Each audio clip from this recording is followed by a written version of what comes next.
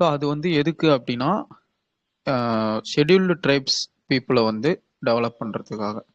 அவங்களோட லேண்ட், அவங்க எங்கெல்லாம் வாழ்கிறாங்களோ அந்த லேண்டை அப்படியே அங்கே வந்து விவசாயத்தை பெருக்கிறதுக்கு, அங்கே ஏதாவது தொழில் ஸ்டார்ட் பண்ணுறாங்கன்னா அதுக்கு லோன்ஸ் கொடுக்கறது, இந்த மாதிரி அந்த தொல்குடியினரை மேம்படுத்துறதுக்கான ஒரு திட்டம் தமிழக அரசு கொண்டு வந்தது இந்த திட்டம். ஸோ இது எவ்வளோ பட்ஜெட், என்ன ஏது அப்படின்ற டீட்டெயில் கலெக்ட் பண்ணிக்கோங்க. இந்த ஐந்திணை ப்ராஜெக்ட் ஒரு இம்பார்ட்டண்ட்டான ஒரு ஃபேக்ட். ஸோ அதை ஞாபகம் வச்சுக்கோங்க. இந்த ஐந்திணை ப்ராஜெக்ட் எதுக்கு அப்படின்ற மாதிரி கேட்டால் அது எஸ்டி பீப்புள் டெவலப்மெண்ட்டுக்காக. ஓகேவா? அடுத்து லேண்ட்செட் அப்படின்னு சொல்லி ஒரு ஜேர்னல் இருக்குது. இந்த ஜேர்னல் வந்து உங்களுக்கு அடிக்கடி வந்து ஹெல்த் ரிலேட்டட் ரிப்போர்ட் எல்லாம் ரிலீஸ் பண்ணுவாங்க. இது கொஞ்சம் ஆத்தென்டிக்கான ஜேர்னல். இவங்க ரிலீஸ் பண்ணுற ரிப்போர்ட்ஸ்லாம் வந்து கொஞ்சம் ஆத்தென்டிக்காக இருக்கும். நம்ம அதை யூஸ் பண்ணி இப்போ நீங்கள் குரூப் 2 மெயின்ஸோ குரூப் 1 மெயின்ஸோ எழுதுறீங்க அப்படின்னா உங்கள் ஆன்சர் ரைட்டிங்க்கு இந்த ரிப்போர்ட்டை கோட் பண்ணி எழுதுனீங்கன்னா எஃபெக்டிவாக இருக்கும். சரி, ஓகே. இப்போ இவங்க இப்போ புதுசாக இந்த வந்திருக்க இந்த ரிப்போர்ட்டில் என்ன சொல்லியிருக்காங்க அப்படின்னா, லேண்ட்செட் இந்த டயபெட்டிஸ் சர்க்கரை வியாதி வந்து குளோபலாக வந்து 7% பேர் மட்டும் பாதிச்சிருந்தாங்க 1990. நான் சொல்றது வந்து குளோபல் ஆவரேஜ். இன்னைக்கு 2022 கணக்கீடுல பார்த்தா 14% பேர் வந்து சர்க்கரை வியாதினால பாதிக்கப்பட்டுக்கிறாங்க. அப்போ 1992ல உலக அளவுல 107 பேருக்கு சர்க்கரை வியாதி இருந்துச்சு அப்படின்னா 2022ல அப்படியே டபுள் ஆயிருக்குது. 114 பேருக்கு வந்து சர்க்கரை வியாதி இருக்குது அப்படின்னு சொல்லி ஒரு அதிர்ச்சிகரமான ரிப்போர்ட் இது. நம்ம கண்ணு முன்னாடியே வேகமா சர்க்கரை வியாதி வந்து டபுள் ஆயிட்டு இருக்குது. 30 வருஷத்துல டபுள் ஆகுது அப்படின்றது ஒரு அதிர்ச்சிகரமான ஒரு தகவல் ஆக்சுவலா. ஸோ இப்போ அடுத்த 30 வருஷம் பார்த்தீங்கன்னா டபுளாலாம் ஆகாது, ட்ரிபிள் ஆகும். ஸோ அது வந்து எக்ஸ்பொனன்ஷியலாக வளர்ந்துக்கிட்டு போகுது சர்க்கரை வியாதின்றது. ஸோ இதுக்கு அவங்க காரணமா என்ன சொல்றாங்க அப்படின்னா, நம்ம வாழ்வியல் மாற்றங்கள், ரொம்ப நேரம் உட்காந்தே வேலை செய்யறது, ஃபிசிக்கல் ஆக்டிவிட்டி இல்லாமல் போகிறது, ஜங்க் ஃபுட்டு, அதே மாதிரி வந்து நம்ம சாப்பிடக்கூடிய உணவு வந்து நிறைய ஊட்டச்சத்து இல்லாத உணவுகள் அதிகமாயிட்டு போகுது. நல்ல காய்கறிகள் நம்மளுக்கு கிடைக்கிறது கிடையாது. இன்னைக்கு மருந்து அடிக்காமல் அந்த மாதிரிலாம் எதுவும் கிடைக்கிறதே இல்லை. எல்லாமே மார்க்கெட்டபிள் ப்ராடக்ட்ஸ் மட்டும்தான் நம்மளுக்கு வருது. அந்த மார்க்கெட்டபிள் ப்ராடக்ட்ஸையும் என்ன பண்ணுறாங்கன்னா நிறைய கலப்படத்தோடு தான் கொண்டு வந்து கன்சியூமருக்கு சேர்க்குறாங்க. ஸோ இந்த எல்லா காரணிகளும் சேர்ந்து தான் இன்னைக்கு சுகர் வந்து அதிகமாகிட்டு போகிறதுக்கு ஒரு ரீசனாக இருக்குது. ப்ளஸ் வந்து ஸ்மோக்கிங், அதுக்கப்புறம் வந்து இந்த ட்ரிங்கிங், இந்த ஹேபிட்ஸ்னாலையும் வந்து இந்த டயபெட்டிஸ் வந்து கண்ட்ரோல் பண்ண முடியாமல் போயிட்டுருக்கு. ஸோ சுகர் வந்து இந்த ட்ரிங்கிங் ஹேபிட் இருக்கிறவங்களுக்கு சுகர் வர அந்த ப்ராபபிலிட்டி அதிகமாக இருக்குது. ஸோ இது சார்ந்து இந்த டயபெட்டிஸ் சார்ந்து WHO உலக சுகாதார நிறுவனம் அவங்க வந்து ஒரு திட்டம் வச்சிருக்காங்க, ஒரு டார்கெட் வச்சிருக்காங்க. 2030க்குள்ள 80% மக்கள், 80% சுகர் இருக்கிற மக்கள் ட்ரீட்மெண்ட் எடுத்திருக்கணும். இது அவங்களோட டார்கெட். அப்படி ட்ரீட்மெண்ட் எடுத்தவங்கள்ல 80% பேர் வந்து கண்ட்ரோல் பண்ணியிருக்கணும், 80% கண்ட்ரோல் ஆகியிருக்கணும் அப்படிங்கிறது வந்து இவங்களோட டார்கெட். ஸோ நமக்கு தெரிஞ்சே நிறைய பேருக்கு டயபெட்டிஸ் இருக்கும். டயபெட்டிஸ்க்கு வந்து அலோபதியில் மட்டும்தான் ட்ரீட்மெண்ட் இருக்குது அப்படின்னு கிடையாது. அதுக்கு வந்து சித்தா, ஆயுர்வேதாலையும் நிறைய வழிமுறைகள் இருக்குது. ஆனால் அதெல்லாம் நீங்கள் அந்த ட்ரீட்மெண்ட்டுக்கு போகணும் அப்படின்னா ஃபுட்டில் கண்ட்ரோல் வேணும், பத்தியும் இருக்கணும். அவங்க சொல்கிற மாதிரி எக்ஸசைஸ் பண்ணி அந்த மருந்தை எடுத்துக்கிட்டா உங்களுக்கு எஃபெக்டிவான சேஞ்ச் நடக்குது. அது நிறைய ப்ரூவ் பண்ணியிருக்காங்க. நிறைய டாக்டர்ஸ் வந்து டயபெட்டிஸ் இருக்கிறவங்களையே ஆயுர்வேதாலேயோ நேச்சுரோபதிலையோ ட்ரீட்மெண்ட் எடுத்து நேச்சுரலாகவே கண்ட்ரோல் பண்ணியிருக்கிறாங்க. அந்த ஈவெண்ட்ஸும் இருக்குது. ஸோ ஜஸ்ட் தெரிஞ்சுக்கோங்க அந்த மாதிரி ஆல்டர்னேட்டிவ்ஸ் இருக்குது அப்படின்னு சொல்லி. ஸோ இது ஒரு முக்கியமான நியூஸ் நேற்று வந்ததில். அதுக்கப்புறம் பார்த்தீங்கன்னா DRDO வந்து ஒரு ஹைப்பர்சானிக் மிசைல் ஒன்று சக்ஸஸ் பண்ணியிருக்காங்க. டெஸ்ட் பண்ணி பார்த்து சக்ஸஸ் பண்ணியிருக்கிறாங்க. 1500 கிலோமீட்டர் ரேஞ்ச் கொண்ட ஹைப்பர்சானிக் மிசைல். ஹைப்பர்சானிக்கில் இது கொஞ்சம் லாங் ரேஞ்சு. ஸ்பீடு பார்த்தீங்கன்னா மாக் 5 அப்படின்னா சவுண்டோட ஸ்பீடோட 5 மடங்கு அதிகமான ஸ்பீடில் இருக்கும் அப்படின்னு அர்த்தம். மாக் 3னா 3 மடங்கு, மாக் 5னா 5 மடங்கு சவுண்டோட ஸ்பீடில் இருக்குன்றாங்க. ஸோ அதே மாதிரி அந்த ஸ்பீட்ல இந்த மிசைல் போனாலுமே இதை வந்து உங்களால இதோட டைரக்ஷனை மாற்ற முடியும். உங்களுக்கு வேணுன்ற டைரக்ஷனுக்கு இதை திருப்பிக்கலாம். அந்த ஸ்பீட்லையுமே மெனுவரபிள் தான். மெனுவரபிள் அப்படிம்பாங்க இங்கிலீஷ்ல. அப்படின்னா அதோட திசையை மாற்றி இது பண்ணிக்கலாம். ஸோ இப்படி இந்த ஒரு மிசைலை வந்து டிஆர்டிஓ டெஸ்ட் பண்ணி சக்ஸஸ் பண்ணியிருக்காங்க. இதுவும் ஒரு இம்பார்ட்டண்ட்டான ஒரு ஃபேக்ட். இந்த மாதிரி ஏதாவது முக்கியமான ஃபேக்ட்ஸ் ஏதாவது வருது அப்படின்னா நான் உங்களுக்கு டெய்லி தமிழ் கிளாஸ் அப்போ எடுக்கும்போது மார்னிங் ஒரு 5 மினிட்ஸ் சொல்கிறேன், கேட்டுக்கோங்க. சரி, ஓகே. நோட் பண்ணுன்றவங்க நோட் பண்ணிக்கோங்க, இல்லைனா ஒன்றும் பிரச்சனை இல்லை. இந்த நோட்ஸ் வந்து நாம் இந்த மந்த் எண்டில் கூட ஷேர் பண்ணிடுவோம். இப்போ நவம்பர் மந்த்துக்கான கரண்ட் அஃபேர்ஸ் நான் சொல்லிட்டு இருக்கேன். எவ்வளோ கலெக்ட் ஆகுதோ அதை சேர்த்து நவம்பர் 30 உங்களுக்கு இந்த நோட்ஸை வந்து ஷேர் பண்ணிடுவோம். ஓகே, இப்போ நம்ம டாபிக் உள்ள போயிடலாம். பசிப்பினி போக்கிய பாவை. பசிப்பினி போக்கிய பாவைன்னு யாரை சொல்றாங்கன்னா மணிமேகலை சொல்றாங்க. மணிமேகலை அப்படிங்கிறது வந்து ஒரு காப்பியம், சிலப்பதிகாரத்தோட தொடர்ச்சியா எழுதப்பட்ட ஒரு காப்பியம். சீத்தலை சாத்தனார் அதை எழுதியிருக்கிறாரு. அது யாரை பத்தின கதை அப்படின்னா சிலப்பதிகாரத்துல வரக்கூடிய கோவலன் கண்ணகியோட மகளான மணிமேகலை பத்தினது. ஆக்சுவலா மணிமேகலை வந்து கோவலனுக்கும் மாதவிக்கும் பிறந்த பொண்ணு. ஆனா மாதவி வந்து தன்னோட மகள்னு சொல்லி மணிமேகலை வளர்த்தா தன்னோட தொழிலுக்கே தன்னோட மகளும் வந்துருவாளோ, அவ வாழ்க்கை பாழாயிடுமோன்னு சொல்லி என்ன பண்ணுவாங்கன்னா அவளை கண்ணகியோட பொண்ணுன்னு சொல்லி தான் வளர்ப்பாங்க. அப்பதான் அவளுக்கு ஒரு நல்ல பேர் இருக்கும் அந்த சமுதாயத்துலன்னு சொல்லி. பிளஸ் மணிமேகலை ஒரு துறவியாவே வளர்ப்பாங்க. மணிமேகலைக்கும் துறவுல தான் ஆர்வம். பௌத்த சமயத்தை அவ ஃபாலோ பண்ணுவா. இப்படி இருக்கக்கூடிய சூழ்நிலையில ஒரு முறை என்ன ஆகுதுன்னா மணிமேகலை மணிபல்லவத்தீவு அப்படிங்கிற ஒரு தீவுக்கு வந்து போகக்கூடிய சூழ்நிலை ஏற்படுது கடவுள் அருளால். அந்த தீவுல ஒரு புத்த பீடிகை இருக்கு. அதாவது வழிபடக்கூடிய பிராப்தம் அவளுக்கு கிடைக்குது. ஸோ அந்த தீவுல தீவத்திலகை அப்படின்னு ஒரு பெண்மணி இருக்கிறாங்க. அவங்க மணிமேகலை அந்த தீவுக்கு போன உடனே அவங்க கண் முன்னாடி தோன்றி இந்த தீவுக்கு வரத்துக்கு வந்து எல்லாராலையெல்லாம் முடியாது, நீ புண்ணியம் செஞ்சிருக்கிற, அதனால இந்த தீவுக்கு வரக்கூடிய பாக்கியம் உனக்கு கிடைச்சிருக்குது அப்படின்னு சொல்லி அவங்க சொல்றாங்க. சொல்லிட்டு அந்த இடத்துல இருக்கக்கூடிய ஒரு சின்ன ஒரு குளம், அது பேரு கோமுகி, அதை பத்தியும் சொல்றாங்க. கோ அப்படின்னா பசு, முகினா முகம். பசுவோட முகம் மாதிரியே அதோட அந்த குளத்தோட ஷேப் இருக்கிறதுனால அதை கோமுகின்னு சொல்றாங்க. வைகாசி திங்கள் அன்னைக்கு இதுல வந்து வைகாசி திங்கள் முழு நிலவு நாள், பௌர்ணமி நாள்ல இந்த கோமுகில ஒரு அதிசயமான பாத்திரம் ஒண்ணு தோன்றும், அமுத சுரபி. அந்த பாத்திரத்துல இடப்படுற உணவு வந்து தீராம வந்துகிட்டே இருக்கும். அந்த வைகாசி திங்கள் முழு நிலவு நாள் தான் இன்னைக்கு கரெக்டா நீங்க வந்திருக்கிற. இவங்க பேசிட்டு இருக்கும் போதே அந்த குளத்துல அந்த பாத்திரம் தோன்றுது. இந்த பாத்திரத்தை இதுக்கு முன்னாடி ஆபுத்திரன் வச்சிருந்தான். அப்படி அவன் வச்சிருந்த அந்த அமுத சுரபி இப்போ மணிமேகலை கைக்கு கிடைக்குது. இதை வச்சு என்ன பண்ண போற அப்படின்னு சொல்லி தீவத்திலகை கேட்கும்போது இந்த பாத்திரத்தை வச்சு நான் வந்து உலகத்துல பசியில வாடக்கூடிய மக்களுக்கு உணவிட்டு மகிழ்ச்சி அடைகிறேன், அந்த அறத்தை நான் செய்யறேன் அப்படின்னு சொல்லி மணிமேகலை வந்து ஒரு பொறுப்பு எடுத்துக்கிட்டு அந்த அமுத சுரபின்ற பாத்திரத்தை தன்கிட்ட எடுத்துக்கிட்டு பூம்புகாருக்கு போறான்.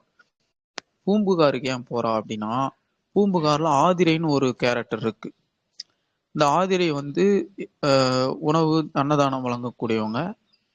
அந்த ஆதிரை கிட்ட போய் உணவு வாங்கி அந்த உணவை வச்சு எல்லாருக்கும் வந்து இந்த பாத்திரத்துல இருந்து சாப்பாடு போடுறத மணிமேகலை செய்யலான்னு பாக்குறான்.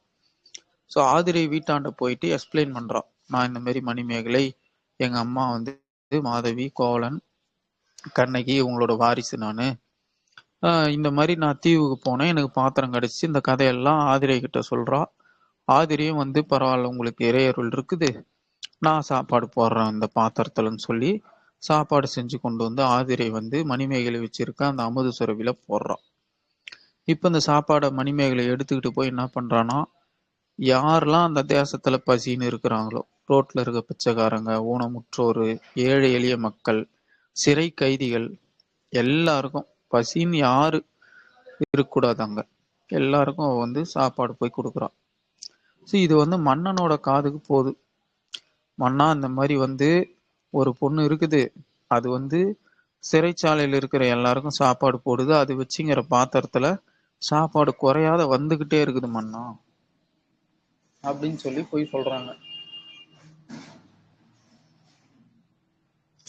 மன்னனுக்கு ஒரே ஆச்சரியம்.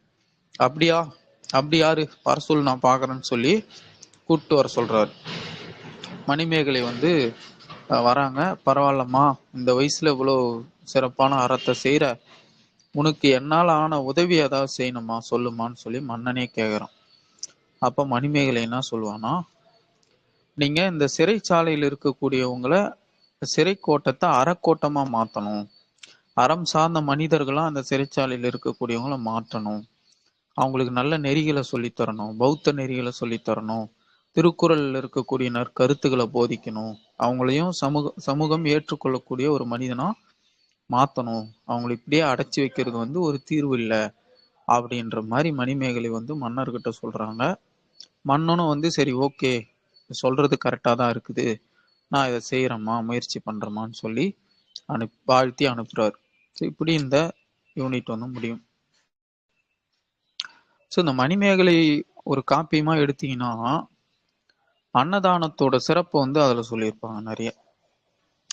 அன்னதானத்தோட சிறப்பு அது எவ்வளவு பயனுள்ள ஒரு விஷயம். அன்னதானத்தால விளையக்கூடிய நன்மைகள். ஸோ இப்போ கூட ரீசெண்டா இந்த பௌர்ணமி தான் அன்னாபிஷேகம்னு சொல்லி ஒரு நிகழ்வு முடிஞ்சிச்சு. சிவனுக்கு வந்து அன்னத்தை வச்சே அபிஷேகம் பண்ணுவாங்க, சாதத்தை வச்சே ஃபுல்லா பூஜை பண்ணுவாங்க. ஸோ அதான் அன்னாபிஷேகம் அப்படிம்பாங்க. ஸோ அதே மாதிரி நம்ம ஹிந்து முறையில பார்த்தீங்கன்னா எந்த ஞானியா இருந்தாலும் சரி, துறவியா இருந்தாலும் சரி, எந்த ஆசிரமமா இருந்தாலும் சரி, உணவுன்றது அங்க இலவசமா கொடுத்துட்டு இருப்பாங்க பெரும்பான்மையான இடத்துல. எக்ஸாம்பிளுக்கு பார்த்தீங்கன்னா நிறைய ஆசிரம் சரி, வள்ளலார் தான் வந்து இதை ஸ்டார்ட் பண்ணியே வச்சார். ஏன்னா வள்ளலார் டைம் பீரியட்ல ஒரு பெரிய பஞ்சம் வந்துச்சு. ஒரு ஜமீன் கிட்ட போய் அவர் உதவி கேட்பாரு. அந்த ஜமீன் ஃபர்ஸ்ட் மறுப்பாரு. அப்புறம் வள்ளலார் அவர்கிட்ட ஒரு அற்புதத்தை நிகழ்த்தின உடனே இவர் மகா புருஷர்னு சொல்லி நான் உங்களுக்கு அன்னதானத்துக்கு உதவி செய்யறேன்னு பணம் பொருளை கொடுத்தாரு. அதை வச்சே வள்ளலார் ஸ்டார்ட் பண்ணதுதான். இன்னைக்கு ஊருக்கு ஊர் வள்ளலார் பேர்லயும் பேனர்லயும் அன்னதானம் நடந்துகிட்டே இருக்குது. ஸோ அன்னதானம்ன்றதோட சிறப்பு வந்து எல்லா துறவிகளும் ஞானிகளும் சொல்லியிருக்கிறாங்க. சரி, ஓகே. புக் பேக் 2 கொஸ்டின் வரும். மணிமேகலா தெய்வம் மணிமேகலை அழைத்து சென்ற தீவு வந்து மணிபல்லவ தீவு. மணிமேகலை கையில் இருந்த அந்த அமுத சுரபில உணவிட்ட பெண் வந்து ஆதிரை. அதே மாதிரி அந்த அந்த அமுத சுரபி முன்பிறவில யார்கிட்ட இருந்துச்சு அப்படின்னா ஆபுத்திரன். ஆபுத்திரன்னா பசுவோட மகன் அர்த்தம். ஆபுத்திரன். ஓகே. அடுத்தும் ஒரு கதை தான், பாதம் அப்படின்னு சொல்லி ஒரு கதை.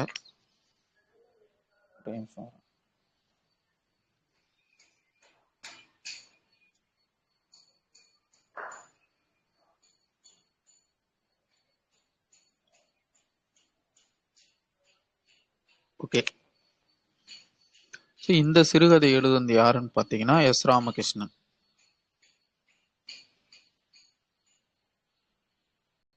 ஓகே. இந்த சிறுகதைக்கு போறதுக்கு முன்னாடி ஒரு இம்பார்ட்டண்ட்டான அனௌன்ஸ்மெண்ட் ஒன்று பண்ணிடுறேன். இன்னைக்கு ஈவினிங் 8 o'clock நைட்டுன்னு கூட வச்சுக்கலாம். இன்னைக்கு நைட்டு வந்து ஒரு ஒரு இன்ட்ரடக்ஷன் கிளாஸ் இருக்கும். நான் சொல்லியிருந்தேன் நவம்பர் 20 கிளாஸ் ஸ்டார்ட் ஆகுது அப்படின்னு. ஸோ அந்த ஜிஎஸ் கிளாஸ்க்கான ஒரு இன்னைக்கு ஜிஎஸ் ஸ்டார்ட் ஆகுது. அதை ஸ்டார்ட் பண்ணுறதுக்கான இன்ட்ரடக்ஷன் கிளாஸ் இருக்கும். ஸோ இந்த இன்ட்ரடக்ஷன் கிளாஸ் என்ன அப்படின்னா, நான் உங்களுக்கு ஷெடியூல், என்னோட ஓரியன்டேஷன் அட்டன் பண்ணவங்களுக்கு ஷெடியூல் தெரியும். ஷெடியூல் படி இன்னைக்கு இன்ட்ரடக்ஷன் கிளாஸ். இன்னைக்கு என்ன பண்ணுவோம் அப்படின்னா, ஒரு இம்பார்ட்டண்ட்டான டாபிக் இன்னைக்கு ஸ்டார்ட் பண்ணுற போகிறேன். ஸோ அந்த ஏன் இந்த டாப்பிக்கில் ஸ்டார்ட் பண்ணுறேன் அப்படின்னா, இது எப்பவுமே நான் கிளாஸ்ன்னு ஸ்டார்ட் பண்ணும்போது இந்த டாப்பிக்கில் தான் ஸ்டார்ட் பண்ணுவேன். அதுக்கப்புறம் ரெகுலர் கிளாஸ் நாளையிலேருந்து ரெகுலராக இண்டஸ் வேலியிலேருந்து ஷெடியூல் படி ஸ்டார்ட் பண்ணி போயிடுவேன். பெரியார் பற்றின கிளாஸ் இன்னைக்கு இன்ட்ரடக்டரி கிளாஸ். ஸோ இது எல்லாரும் அட்டன் பண்ணலாம். இந்த கிளாஸ் வந்து ஃப்ரீ தான். இன்னைக்கு ஈவினிங் டைமிங் வந்து 8:30 to 9:30. இந்த கிளாஸ் வந்து கூகுள் மீட்ல இருக்கும். நல்லா லிசன் பண்ணிக்கோங்க. கூகுள் மீட்ல இருக்கும். அதில் வந்து பார்ட்டிசிபென்ட்ஸ் வந்து லிமிட்டட் தான். 100 பேர் தான் பார்ட்டிசிபேட் பண்ண முடியும் கூகுள் மீட்ல. அதனால இன்ட்ரெஸ்ட் இருக்கவங்க 8:25க்கு லிங்க் போஸ்ட் பண்ணுவோம். 8:30 கிளாஸ் ஸ்டார்ட் ஆகும். 8:25க்கு நம்ம டெலிகிராம் சேனல்ல லிங்க் போஸ்ட் பண்ணுவோம். 5 minutes ஜாயினிங் டைம். 100 பேர் வரத்துக்குள்ள நீங்க ஜாயின் பண்ணிக்கோங்க. 100 பேர் தான் அதில் லிமிட். அதனால ஸோ இந்த கிளாஸ் வந்து பெரியாரோட லைஃப் ஸ்டோரி பற்றி இருக்கும். பெரியாரோட அந்த வாழ்க்கையை வந்து கதையாக சொல்ல போகிறேன். கதை வழியாக ஃபேக்டையும் சொல்லிடுவேன். ஸோ பெரியார் பற்றினா முக்கியமான ஃபேக்டெல்லாம் நீங்கள் கேதர் பண்ணிக்கலாம் கதையோட. ஸோ ஏன்னா பெரியார் டாபிக் வந்து ரொம்ப ரொம்ப இம்பார்ட்டன்ட். டிஎம்கே ஆட்சியில் இருந்தாலும் சரி, ஏடிஎம்கே ஆட்சியில் இருந்தாலும் சரி, பெரியார் பற்றின டாபிக் வந்து கொஸ்டின்ஸ் வந்து வந்துக்கிட்டே தான் இருக்கும், கேட்டுக்கிட்டே இருப்பாங்க. அதனால இன்னைக்கு ஃபர்ஸ்ட் நாள் அப்படின்றதுனால அந்த இம்பார்ட்டன்ட் டாப்பிக்கை ஒரு ஸ்டோரியாக சொல்லி ஒரு கதை மூலமாக கிளாஸை ஸ்டார்ட் பண்ணலாம் அப்படின்றதுனால ஸ்டார்ட் பண்ணுறேன் இப்படி. ஸோ இந்த கிளாஸும் அட்டன் பண்ணுங்க. ஃப்ரீ கிளாஸ் தான் இது. இன்னைக்கு ஃபர்ஸ்ட் கிளாஸ் ஃப்ரீ தான், எல்லாரும் அட்டன் பண்ணிக்கலாம். அதுக்கப்புறம் ஜாயின் பண்ணணும்னு விருப்பம் இருக்கவங்களும் மற்ற கிளாஸஸ் ஜாயின் பண்ண விருப்பம் இருக்கு, ஜிஎஸ் கிளாஸ் நான் ஜாயின் பண்ண போறேன்னு விருப்பம் இருக்கிறவங்க இந்த நம்பரை கான்டாக்ட் பண்ணி ஜாயின் பண்ணிக்கோங்க. இன்னைக்கு ஒரு நாள் ஜாயின் பண்றவங்கன்னு நினைக்கிறவங்க இன்னைக்கும் சான்ஸ் தரேன், ஜாயின் பண்ணிக்கோங்க. ஜாயின் பண்ணி யூஸ் பண்ணிக்கோங்க. ஆல்ரெடி சொல்லிட்டேன் என்னென்ன இருக்குன்னு சொல்லி. டெய்லி டெஸ்ட் 100 இருக்கும், வீக்லி டெஸ்ட் 20, ஃபுல் டெஸ்ட் 5. மொத்தம் அப்ராக்சிமேட்டா 125 டெஸ்ட்லேருந்து 130 டெஸ்ட் வரைக்கும் உங்களுக்கு இருக்கும். ப்ளஸ் கிளாஸ் டெஸ்ட் சீரீஸ் ரெண்டுமே சேர்த்து ஒரு பேக்கேஜாகவே 5000 தான். ஓகேவா? டெஸ்ட் சீரீஸ் நீங்கள் தனியாக பே பண்ணோம் அப்படிலாம் கிடையாது. இந்த 5000லேயே எல்லாமே அடக்கும். ப்ளஸ் என்னோட ஓல்டு ஸ்டூடெண்ட்ஸ் யாருன்னா இருந்தாலும் இந்த கிளாஸ் ஜாயின் பண்ணிக்கோங்க. இதுவும் யூஸ்ஃபுல்லாக இருக்கும். ஓகேவா?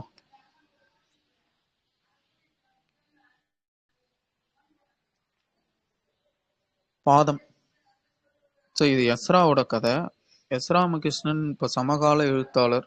நீங்கள் இலக்கியம் நிறைய படிக்கிற ஹேபிட் இருக்குன்னா எஸ்ராவை பற்றி தெரிஞ்சிருக்கும். அவர் வந்து எழுதின சில நாவல்கள் இதில் கொடுத்துருக்காங்க. உபபாண்டவம், கதாவிலாசம், தேசாந்திரி, கால்முளைத்த கதைகள், இதெல்லாம் அவர் எழுதின நூல்கள். 150க்கும் மேல புத்தகங்கள் அவர் எழுதியிருக்கிறார், நாவல்ஸ் எழுதியிருக்கிறாரு.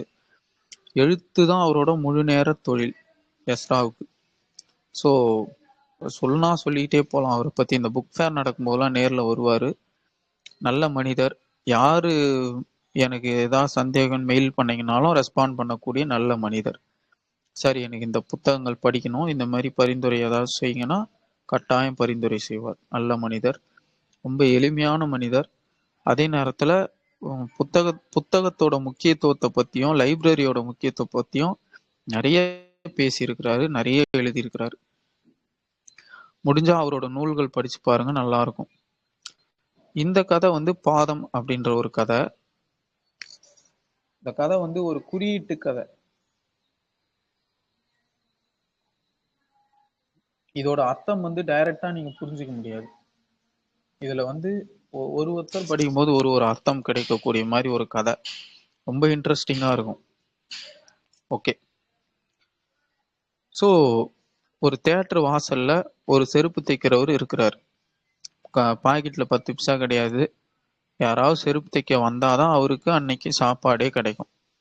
அப்படி ஒரு சூழ்நிலை. யாராவது வருவாங்களான்னு எதிர்பார்த்து உக்காந்துட்டு இருக்கிறாரு. மழை வேற. நார்மல் டைம்லேயே கடைக்கு கூட்டம் வராது, மழை. ஸோ செருப்பு தைக்கிற ஒரு வியாபாரம் இல்லாமல் உட்காந்துருக்காரு பசியோட. அந்த டயத்துல தான் தேட்டர் வந்து வெளில ஒரு பொண்ணு, ஒரு சின்ன பொண்ணு அப்படி வருது அவரை நோக்கி. ஒரே ஒரு செருப்பு மட்டும், அது வலது கால் செருப்பு மட்டும் கொடுத்துட்டு, இதை வந்து தைச்சி வைங்க, நான் வந்து திரும்பி வாங்கிக்கிறேன் அப்படின்னு சொல்லிட்டு அந்த பொண்ணு வந்து அந்த செருப்பு கொடுத்துட்டு போகுது. செருப்பு வந்து இளம் சிகப்பு நிறத்துல வெல்வெட்லாம் வச்சு பூ வேலைப்பாடுலாம் பண்ணி ரொம்ப அழகா இருக்குது பார்க்கவே. செருப்பு வியாபாரி அதை எடுத்து தைச்சி ரெடி பண்ணி வீட்டுக்கு கொண்டு போறார். மனைவி அந்த செருப்பு பார்த்த உடனே அவன் மனைவிக்கு ஒரு ஆசை, இதை போட்டு பார்க்கலாமே அப்படின்னு.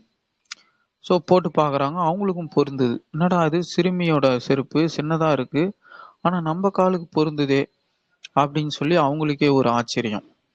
அதே மாரி இந்த செருப்பு வியாபாரி கூட இருக்க ஃப்ரெண்டு பக்கத்துல செருப்பு தைக்கிறவரு. அவரு வந்து பார்க்குறாரு. அவரும் போட்டு பார்க்குறாரு. அவரு காலுக்கும் கரெக்ட் ஆகுது. இது வலது கால் செருப்பு இடது கால்ல போட்டாலும் கரெக்ட்டா இருக்கு. கால் மாத்தி போட்டாலும் கரெக்ட்டா இருக்கு. யார் போட்டாலும் இந்த செருப்பு கரெக்ட்டா இருக்குன்னு சொல்லி, இந்த நியூஸ் வந்து ஊரெல்லாம் பரவுது. எல்லாரும் வந்து இந்த செருப்பு போட்டு பார்க்க ஆரம்பிக்கிறாங்க. ஆனா, செருப்பு தைக்க குடுத்த பொண்ணு காணோம். அது வரவே இல்ல. இந்த வியாபாரியும் வெயிட் பண்ணி பார்க்குறாரு. அது வரும் செருப்பு ரிட்டர்ன் பண்ணலான்னு. அந்த பொண்ணு வரவே இல்ல. ஊர்ல இருக்கிறவங்க எல்லாம் அந்த செருப்ப வந்து வந்து போட்டு பார்க்குறோம். எல்லாருக்கும் வந்து கரெக்ட்டா இருக்கு. எல்லாருக்கும் ஒரே ஆச்சரியம். கொஞ்ச நாள்ல வந்து பயங்கர டிமாண்ட் ஆயிப்போகுது இந்த செருப்பு போட்டு பார்க்கறதுக்கு. அதனால செருப்பு வியாபாரி அவரு இந்த செருப்பு தைக்கிறவர் என்ன பண்ணிட்டாரு, அவங்களே பணம் தந்து பார்க்க ஆரம்பிச்சுட்டாங்க. நான் உனக்கு ₹10 கூட தரேன். அந்த செருப்பு என்ன போட்டு பார்க்க விடு அப்படின்னு சொல்லி. ஸோ இப்ப நல்லா பணம் வசூலாக ஆரம்பிச்சுச்சு. கூட்டம் வருது அந்த செருப்பு பார்க்கறதுக்கு. இவரு மாடு வாங்கிட்டாரு, வீடு கட்டிப்புட்டாரு. ஒரு செட்டில் ஆயிட்டாரு லைஃப்லயே. அந்த ஒரு செருப்புனால. எல்லாரும் வந்து வந்து போட்டு பார்த்துன்னு போறாங்க. இந்த பொண்ணு எப்போ வரும், எப்போ வரும்னு வெயிட் பண்ணி பார்த்தாரு. அப்புறம் பார்த்தா பல வருடங்கள் கழித்து, அந்த சின்ன பொண்ணா போனது ஒரு சிறு ஒரு ஒரு இளம் பெண்ணா வருது அந்த பொண்ணு. ஒரு இளம் பெண்ணா வந்து, நான் தைக்க குடுத்த செருப்பு எங்கன்னு கேக்குது. இப்ப இவரு எடுத்து குடுக்குறாரு. இந்த செருப்புனால தான் எனக்கு இவ்வளோ வருமானம், சம்பாத்தியம். உன்னால தாம்மா இன்னைக்கு இந்த நிலைமையில இருக்கிறேன்னு சொல்லி சொல்றாரு. அந்த பொண்ணு சிரிச்சுக்கினே அந்த செருப்பு வாங்கி போட்டு பாக்குது. அதுக்கு ஆளுக்கு பத்தல. அதோட இடது கால் செருப்பு கரெக்டா தான் இருக்குது. அது போட்டுன்னு வருது. இந்த வலது கால் செருப்பு அது குடுத்துட்டு போன அது இடது கால்ல போட்டிருக்க அதே கலர் செருப்பு தான். இந்த வலது காலும் அந்த வியாபாரி குடுத்தது. சின்ன வயசுல அது குடுத்துட்டு போனது. அந்த செருப்பு பத்தல. எல்லாரும் ஆசையா போட்டு பார்த்த அந்த செருப்பு, அந்த பொண்ணுக்கு மட்டும் பத்தாம போயிரும். அதுக்கப்புறம் அந்த செருப்பு வேணான்ட்டு போயிடுவா. இவ்வளவுதான் கதையே. இதுலருந்து என்ன நீங்க புரிஞ்சுப்பீங்க? இதுல ஆக்சுவலா ஒரு மெசேஜ் இருக்குது சூழ்ச்சமமா. இது யார் கண்டுபிடிக்கிறீங்கன்னு பார்ப்போம். லாஸ்ட் டைமே கிளாஸ் எடுக்கும்போது நான் அப்படிதான் பண்ணேன். உங்களோட இன்டர்பிரேஷன் சொல்லுங்க அப்படின்ற மாரி சொல்லியிருந்தேன். ஸோ இந்த இந்த இந்த இந்த கதையோட கரெக்டான அந்த தாத்பரியம், அந்த தீம் யார் சொல்றீங்கன்னு பார்ப்போம். இல்ல நல்லா சிந்திக்கக்கூடிய தீம் யார் சொல்றீங்கன்னு பார்ப்போம். நீங்க இம்ப்ரெசிவா ஆன்சர் பண்றீங்கன்னா உங்களை நான் கிளாஸ்ல ஃப்ரீயாவே சேர்த்துக்கிறேன். சீரியஸாவே. இம்ப்ரெசிவா இந்த இந்த கதைக்கு வந்து ஒரு உள்ளர்த்தம் இருக்குது ஆக்சுவலா. எல்லாருக்கும் செருப்பு பத்துது. இந்த பொண்ணுக்கு மட்டும் பத்தல. அப்ப அதுல ஒரு மெசேஜ் இருக்குது. அந்த ரைட்டர் இதுக்குள்ள ஒரு மெசேஜ பொதிச்சு வச்சிருக்கிறாரு. அது யார் கரெக்டா இன்டர்பிரட் பண்ணி சொல்றீங்க அப்படின்னு பார்ப்போம். ஸோ யாராவது கரெக்ட் இன்டர்பிரேஷன் எனக்கு தெரியும் சார். இந்த கதையோட தாத்பரியம் இதுதான். என்னால அதை சொல்ல முடியும் அப்படின்னா இதே நம்பருக்கு கால் பண்ணுங்க. எங்க நம்பர் இருக்கு பாருங்க, நோட் பண்ணிக்கோங்க. 6380085163. மார்னிங் 9 கால் பண்ணுங்க. உங்களுக்கு நல்ல இன்டர்பிரேஷன் இருக்கு, நான் இந்த கதையை கரெக்டாக கணிச்சிருக்கேன் அப்படின்னா நீங்க தாராளமா ஃபோன் பண்ணி சொல்லலாம். கரெக்டான இன்டர்பிரேஷன் கொடுக்குறவங்களுக்கு கிளாஸ்ல ஃப்ரீ அட்மிஷன். 10 பைசா கூட நான் வாங்கல. அந்த மாதிரி கரெக்டா இன்டர்பிரட் பண்ணிட்டீங்கன்னா உங்களை நான் ஃப்ரீயாவே கிளாஸ்ல சேர்த்திக்கிறேன். ஸோ இந்த நம்பருக்கு கான்டாக்ட் பண்ணுங்க. இந்த ஸ்டோரியோட இன்டர்பிரேஷன் கரெக்டா அனலைஸ் பண்ணி இதோட தீம் என்ன அப்படின்னு சொல்லிட்டீங்கன்னா ஓகேவா? ஒரு சேலஞ்ச் தான். நீங்க மெயின்ஸ் குரூப் 1, 2 மெயின்ஸ் எல்லாம் எழுதுறீங்க அப்படின்னா இந்த மாதிரி அனலிட்டிக்கல் திங்கிங் ரொம்ப முக்கியம். ஒரு நியூஸ் பேப்பர்ல நியூஸே படிக்கிறீங்க அப்படின்னா இது என்ன இந்த மாதிரி எழுதியிருக்கான் அப்படி அதை பத்தி கமெண்ட் பாஸ் பண்ண தெரியணும். ஒரு கதை இப்போ படிக்கிறோம், இதை பத்தி கமெண்ட் பாஸ் பண்ண தெரியணும். சரி, ஓகே, பார்ப்போம் யாரு கரெக்டா ஒரு கமெண்ட் பாஸ் பண்றீங்கன்னு சொல்லி அவங்களுக்கு கிளாஸ்லயும் ஜாயின் பண்ணிக்கிறேன். அவங்களுக்கு வந்து அவங்க யாருன்னு ஹைலைட் பண்ணியும் நாளைக்கு சொல்றேன். இந்த மாதிரி சொன்னாங்க, இந்த பர்சன் கரெக்டா சொன்னாங்கன்னு சொல்லி நான் ஹைலைட் பண்ணியும் பேசுறேன். ஸோ பார்ப்போம் யாரு கரெக்டா சொல்றீங்கன்னு. கிளாஸ் முடிஞ்ச அப்புறம் கால் பண்ணுங்க அந்த நம்பருக்கு. ஓகே, நம்பர் வேணுன்றவங்களுக்கு மறுபடியும் சொல்றேன், நோட் பண்ணிக்கோங்க. அப்புறம் போஸ்ட்டும் ஷேர் பண்ணுவோம். இந்த போஸ்ட்டும் ஷேர் பண்ணுவோம் உங்களுக்கு. இப்ப 6380085163. ஓகே.